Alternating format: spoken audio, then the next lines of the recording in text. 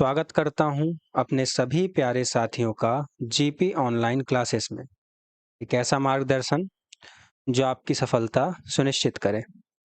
आज हम देखने वाले हैं झारखंड सर्कल में जो मैथ्स के क्वेश्चंस पूछे गए थे 2024 में। सारे ही क्वेश्चन आप अटेम्प्ट करेंगे और उनका उत्तर भी देंगे। जो क्वेश्चन आप गलत करते हैं उन्हें आप काउंट करेंगे, ठीक है। और जो भी व्यक्ति क्लास में जुड़ चुके हैं सभी को गुड इवनिंग, सभी को नमस्कार। तो पूरे जोश और उत्साह के साथ आज के पहले क्वेश्चन की तरफ बढ़ते हैं। आज का पहला क्वेश्चन, क्वेश्चन नंबर 61। चलिए, क्वेश्चन नंबर 61। यहाँ पर क्या करना है, सिंप्लीफाई करना है, ठीक है। इक्वेशन आपको दी गई है, बॉड मास यहाँ पे लगाना है और उत्तर निकालना है। चलिए, वेरी गुड। हमें क्या करना है, बॉड मास लिख दीजिए यहाँ पे, है ना।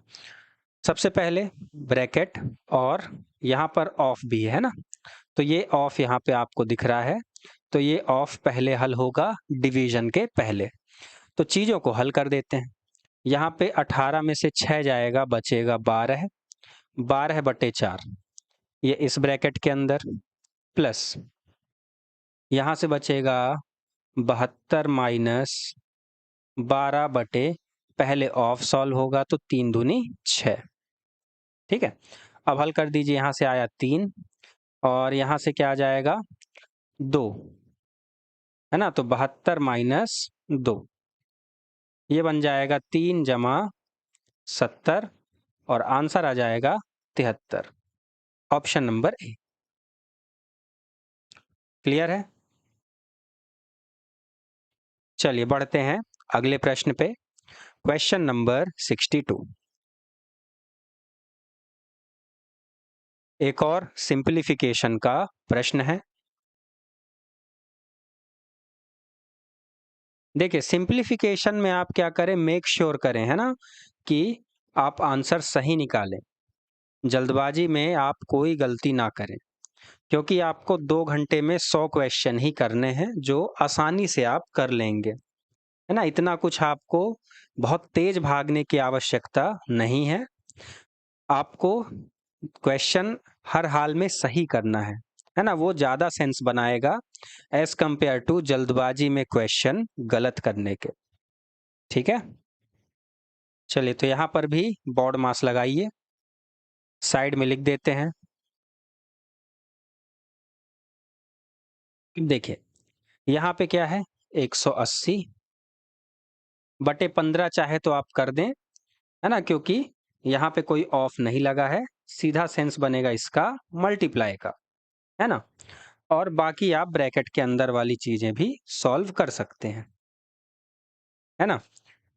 तो सबसे पहले चाहे तो आप कर देते हैं, 180/15 आ जाएगा 12 और कोई साइन नहीं है यानी गुणा है ना। और यहाँ से आ जाएगा 12 माइनस 6 यानी 6 माइनस, और 12 में से 2 जाएगा तो बचेगा, 14 में से 2 जाएगा तो बचेगा 12 जाएगा 2, है ना। और 6 में से 2 जाएगा बचेगा 4, 12 चौके 48, 48।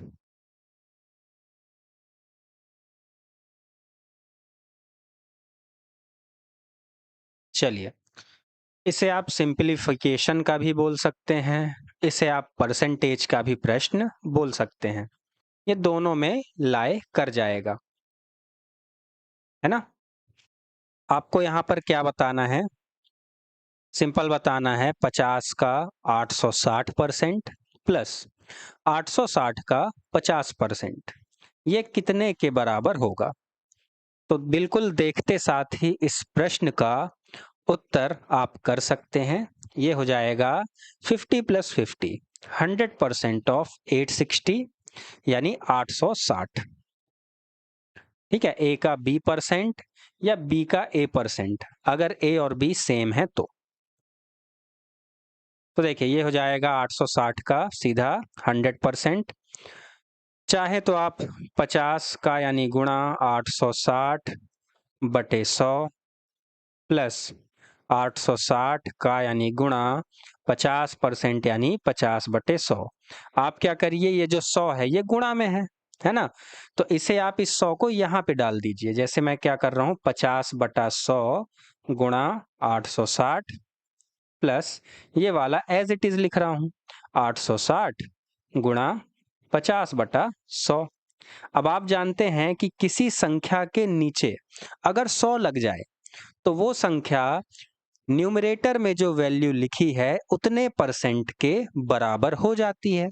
जैसे यहाँ पर 50/100 आ गया यानी 50%। तो 50% ऑफ 860 और यहाँ पर भी 50% ऑफ 860। इसका मतलब बन जाएगा 860 का 100% यानी 100/100। तो क्या हो जाएगा, सीधा 860। Option number C. Question number 65। एक और परसेंटेज का क्वेश्चन है, इजी क्वेश्चन है, तुरंत आंसर करें।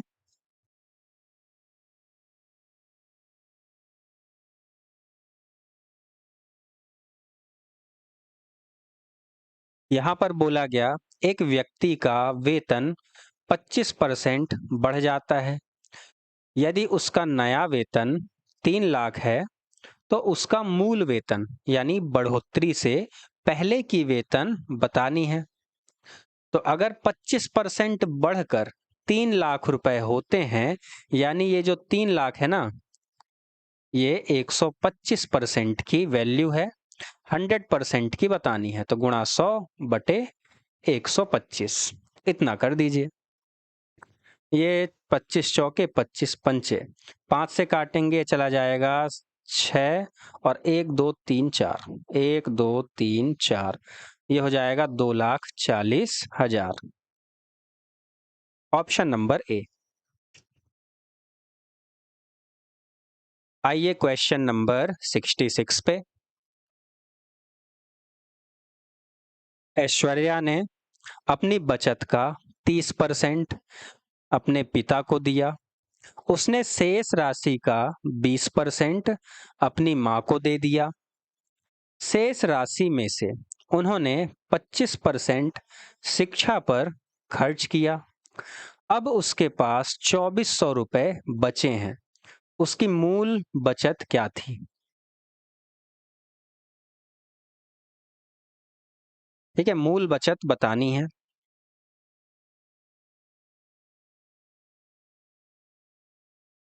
देखिए, तो जो आपको बताया गया है ना, 2400, आप इसे बराबर लिख दीजिए यहाँ।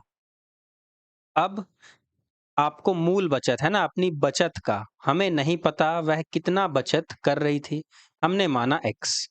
यहां पर लिखा मैंने x। अब इस x का अगर वह 30% अपने पिता को दे, बचत में से 30% अगर वह खर्च कर दे या दे दे, तो उसके पास अब मूल बचत का 70% बचेगा। 70% यानी 70/100 गुणा 20% अगर माँ को दे दे, इस राशि जो अब शेष बची इसका 20% और उसने खर्च कर दिया, तो अब बचेंगे इसका 80% यानी 80/100। फिर इसमें से 25% शिक्षा पर, तो अगर 25% खर्च किया तो बचेंगे 75%/100।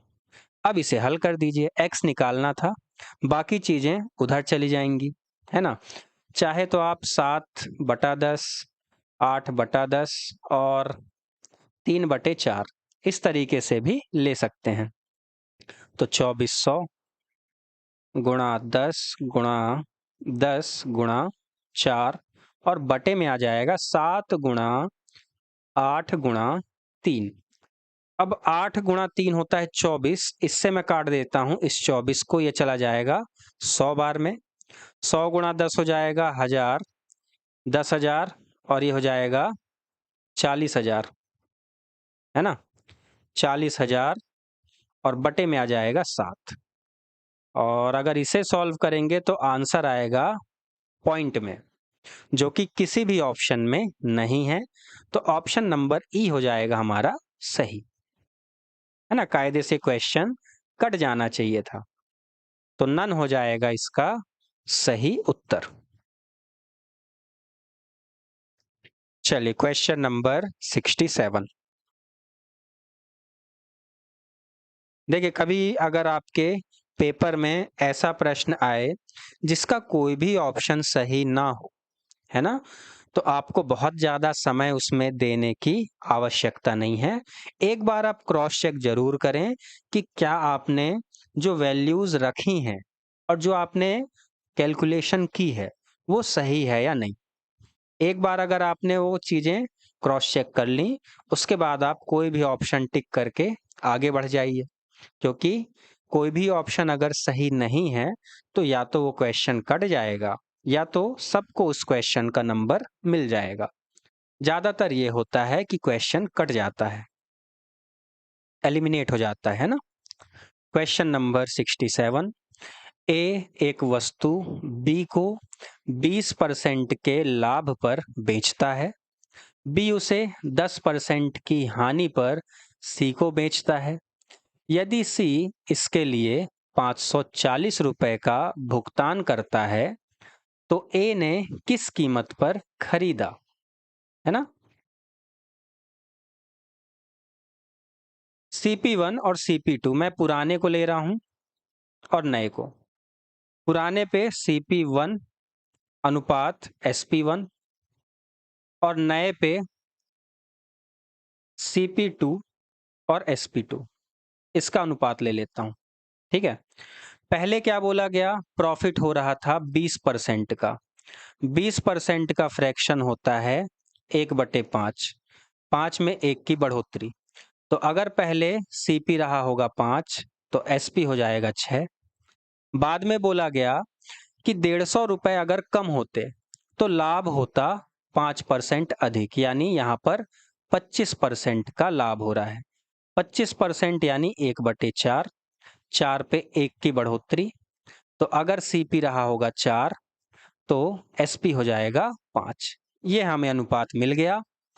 अब यहाँ पर आप अंतर देखिए। अंतर आपको दिख रहा है कि पहले 5x था और 6x था, बाद में 4x है और 5x है। और आपको ये जो अंतर है ना, ये दोनों में अंतर जो दिख रहा है 1x का, वो 150 रुपए के बराबर है। चूंकि दोनों में केवल 150 रुपए की ही क्या हुई है, कमी। तो यहां से आपको 1x की वैल्यू मिल जाएगी कितनी, 150 रुपए। आपको बताना था मूल कॉस्ट प्राइस, यानी सबसे पहले वाली लागत मूल्य, और वो कितनी थी, वो थी 5x के बराबर। तो 5x बराबर हो जाएगा 150 गुणा 5। ये बन जाएगा 750 रुपए के बराबर। Option number A. हमने क्या किया, पुराने वाले कॉस्ट प्राइस और सेलिंग प्राइस का अनुपात लिया, नए वाले का लिया। दोनों में अंतर सिंगल एक्स का ही था, और चूंकि दोनों में 150 रुपए की ही कमी हो रही थी, इसीलिए 1x बराबर 150। और चूंकि आपको बताना था स्टार्टिंग वाला कॉस्ट प्राइस, तो ये 5x के बराबर था। CP बन गया कितना, 750। अगर वास्तविक सेलिंग प्राइस पूछता तो ये बन जाता 900 रुपए के बराबर। तो जो पूछा गया वो हमने बता दिया। चलिए आइए क्वेश्चन नंबर 69 पे। 12 पेन का लागत मूल्य 8 पेन के विक्रय मूल्य के बराबर, यानी 12 CP बराबर 8 SP के। CP अपॉन SP कर दीजिए, तो CP अपॉन SP हो जाएगा 8/12। अगर और छोटे फ्रैक्शन में तोड़ें, 2/3। अगर 2 की वस्तु को 3 रुपए में बेचें, तो मुनाफा होगा 1 रुपए का, कितने पे, 2 पे, गुणा 100। प्रॉफिट परसेंट बन गया 50। Option number C. अगला क्वेश्चन, क्वेश्चन नंबर 70।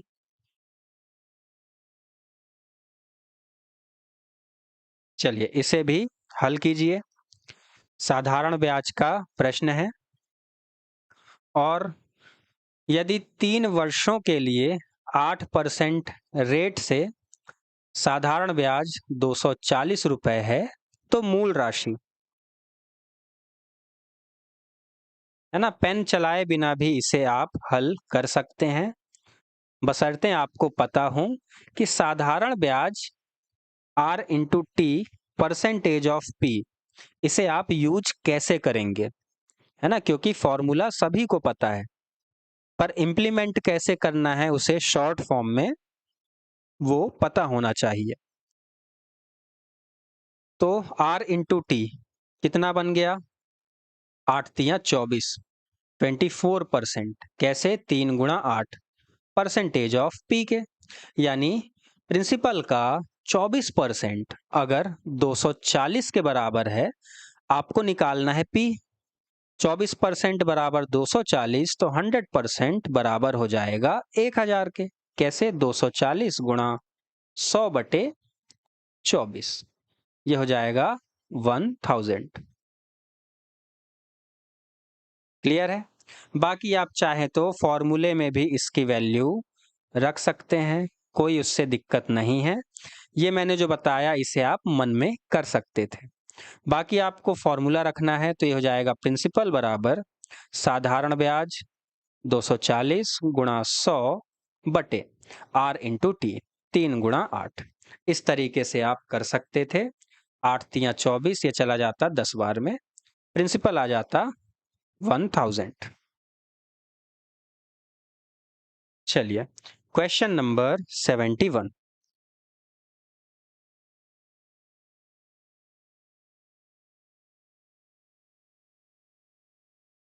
एक और साधारण ब्याज का प्रश्न है। यहां पर भी स्टेटमेंट को ध्यान से पढ़ें। एक राशि को 2 वर्षों के लिए एक निश्चित दर पर, है ना, रखा गया था। यदि इसे 1% अधिक दर पर रखा जाता तो 24 रुपए अधिक मिलते। राशि क्या है। इस प्रश्न में भी आप R इंटू टी वाला अगर लॉजिक लगाएं तो आपको बिना पेन चलाए उत्तर मिल सकता है ना, क्योंकि टाइम आपका कितना है, 2 वर्षों का, और रेट अगर 1 वर्ष बढ़ जाए, अंतर आ रहा है 24 रुपए का, बताना है हमें प्रिंसिपल।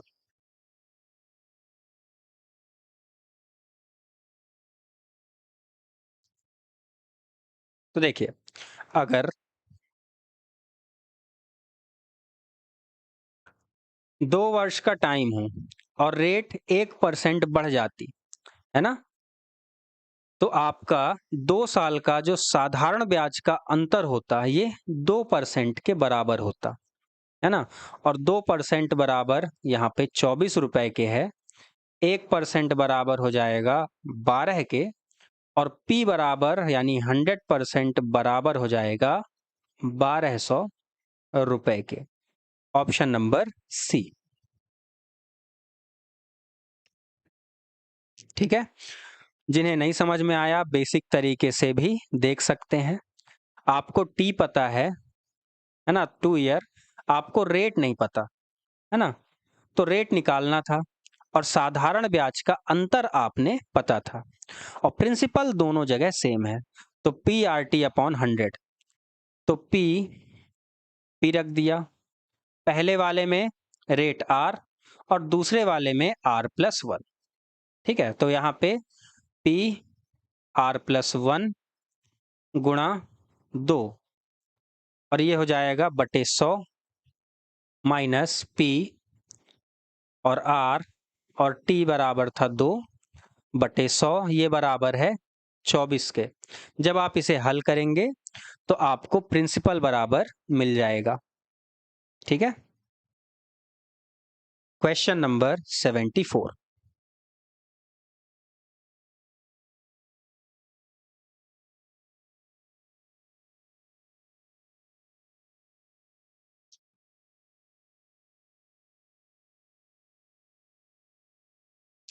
औसत का प्रश्न।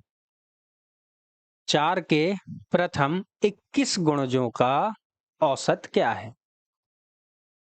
देखिए 21 नंबर हैं। 21 नंबर का अगर आप मिडिल टर्म निकालें, क्यों? क्योंकि सभी जो नंबर्स हैं वो 4 के मल्टीपल हैं, यानी सभी नंबर्स के बीच में जो गैप होगा ना वो 4-4 का होगा। तो अगर 21 नंबर हो, उसका मिडिल टर्म क्या हो जाएगा? उसका मिडिल टर्म हो जाएगा 21 प्लस 1/2, यानी 11th टर्म क्या हो जाएगी यहाँ पर? औसत। और 4 का जो 11वां गुणज होगा, 4 का 11th मल्टीपल जो होगा ना वो 44 होगा, 11 गुणे 4। ठीक है, यानी ऑप्शन नंबर बी हो जाएगा सही। या फिर फर्स्ट प्लस लास्ट अपॉन 2। पहला नंबर ऑब्वियस है 4 होगा, और लास्ट नंबर चूंकि 21वां गुणज बताना है तो ये हो जाएगा 21 गुणा 4 और बटा 2। तो ये हो जाएगा 4 प्लस 21 चौके 84 बटे 2, 88 बटे 2 यानी कि 44। चलिए क्वेश्चन नंबर 75।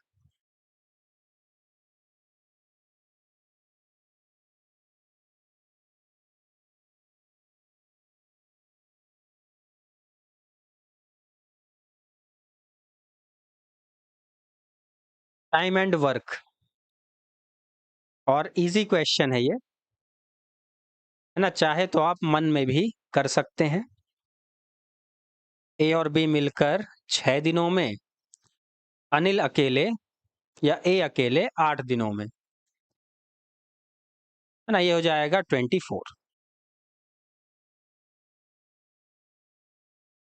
तो ए प्लस एम दोनों मिलकर कर रहे थे 6 दिनों में, अनिल अकेले इसे 8 दिनों में कर सकता है, यानी अनिल अकेला नंबर ऑफ डेज 8। लीजिए इसका एलसीएम जो बनेगा हमारे लिए टोटल वर्क, 8 तियां 24, 6 चौके 24। तो दोनों की इफिशियंसी मिला करके आई 4।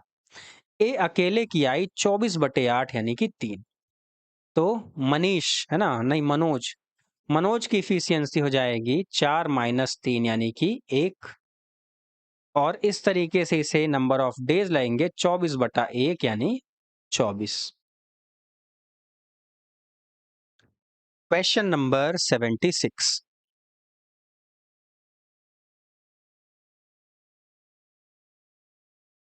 इसे हल कीजिए।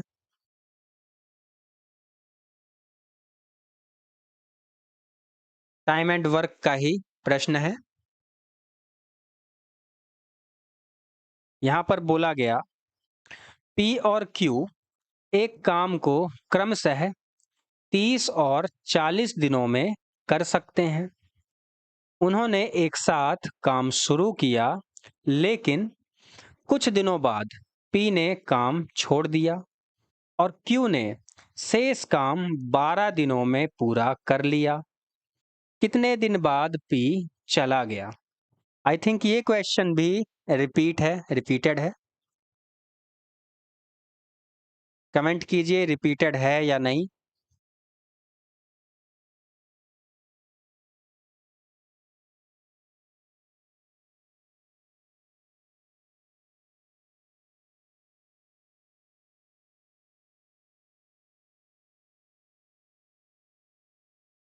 चलिए कोई बात नहीं, हल कर लेते हैं।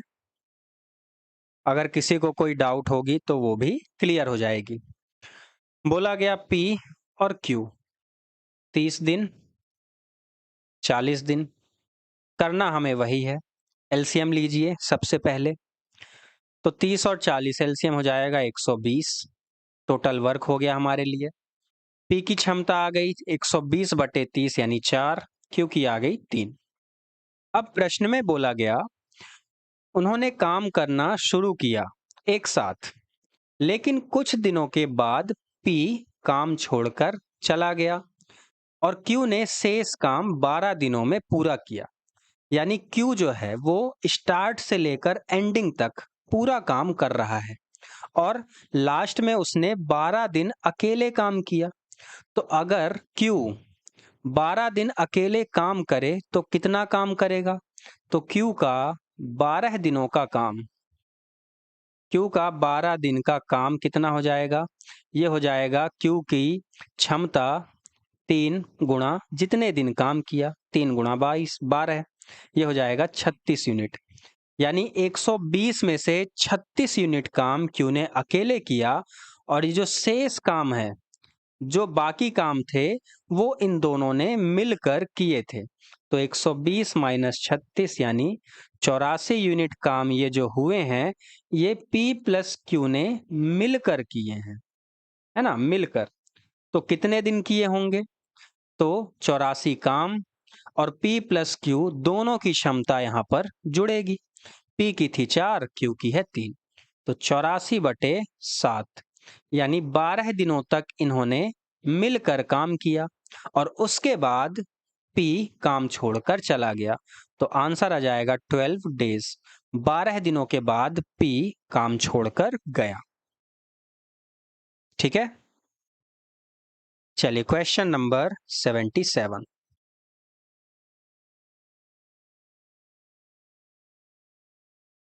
Speed and distance.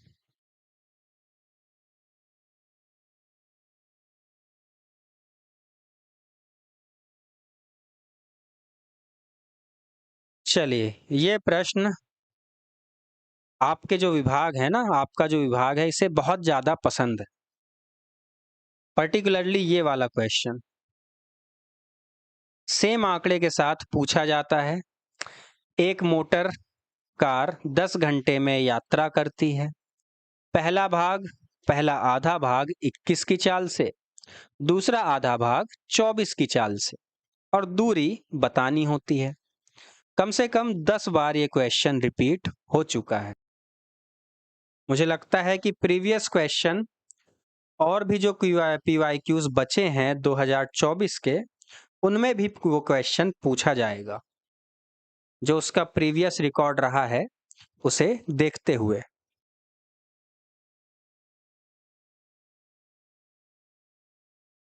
चलिए, जैसे कि ये वाला क्वेश्चन भी आपका स्पीड एंड डिस्टेंस का ही है और रिपीटेड है।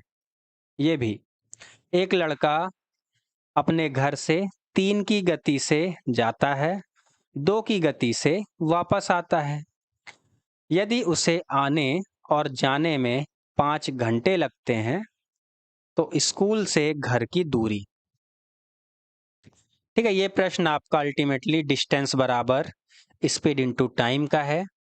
चूंकि 2 स्पीड हैं, दोनों ही स्पीड से सेम दूरियां तय की जा रही हैं, इसलिए स्पीड यहाँ पर हम एवरेज स्पीड लेंगे, और एवरेज स्पीड का formula 2xy upon x plus y. तो 2 गुणा 3 गुणा 2 बटे दोनों का हो जाएगा x प्लस वाई यानी कि 5, और समय लग रहा था 5 घंटे। तो 5 से 5 कट, 3 चौके 12, ये है कुल दूरी, टोटल डिस्टेंस। और हमसे पूछा गया है केवल आधी दूरी, क्योंकि घर से केवल स्कूल तक की दूरी पूछी गई है। तो घर से स्कूल, ये दूरी हो जाएगी कुल दूरी का आधा, तो 12/2 यानी कि 6 किलोमीटर। Option number C. ठीक है, चलिए क्वेश्चन नंबर 79।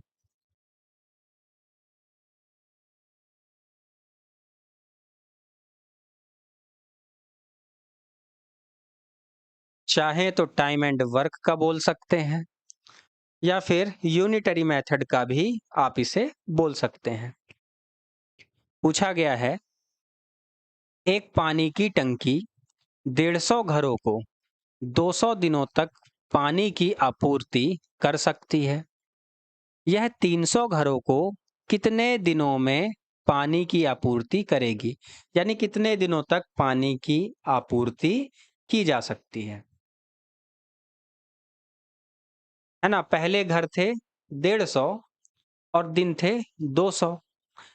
अब घरों की संख्या दोगुनी कर दी गई, है ना। संख्या अगर दोगुनी हो गई तो नंबर ऑफ डेज हो जाएगा हाफ, यानी 100। और चाहे तो फॉर्मूले में रख दें। 150 घर को 200 दिनों तक पानी दिया जा रहा है। अब घरों की संख्या हो गई 300, नंबर ऑफ डेज बताने हैं। तो ये हो जाएगा 2 बार में, और ये 2 से चला जाएगा 100 बार में, तो 100 डेज। आज की क्लास का लास्ट क्वेश्चन, क्वेश्चन नंबर 80।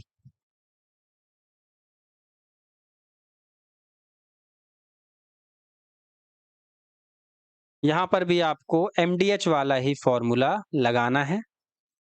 एक किले में 4000 सैनिकों के पास 40 दिनों के लिए पर्याप्त भोजन था। कुछ सैनिक दूसरे किले में स्थानांतरित कर दिए गए और भोजन 50 दिनों तक चला। कितने सैनिकों का स्थानांतरित या स्थानांतरण हुआ? देखिए, आपने x रख के ऑलरेडी देख लिए हैं। अब देखिए, आप चाहे तो यहाँ 4000 माइनस x ये भी रख सकते हैं। आप ये रखेंगे तो आपको डायरेक्ट वो वैल्यू मिलेगी जो स्थानांतरित हुए। जैसे स्टार्ट में 4000 गुणा 40, इतने लोगों का खाना मौजूद था और कुछ सैनिक स्थानांतरित हो गए।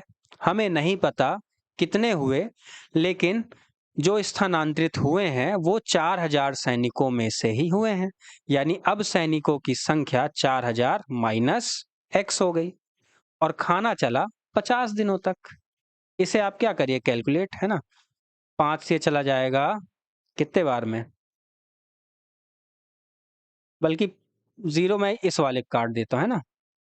मैं 0 काट देता हूं इस वाले का, और ये चला जाएगा 5 से 8 बार में। 8 चौके 3200।